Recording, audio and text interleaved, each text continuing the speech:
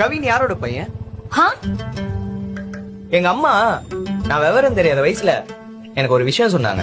உனக்கு பொறப்புல இருந்தே ஆண்மை இல்லையா? அது வந்து நீ கஞ்சிவா இருக்கன்னு சொன்னப்போ எனக்கு ஞாபகத்துக்கு வந்துச்சு. அந்த விஷயத்த நான் டீனா கிட்டே சொல்லியிருக்கேன். அவ எல்லா விஷயத்தையும் கேட்டுட்டு என்ன சொன்னா தெரியுமா? எனக்கு நீ மட்டும் போதும்.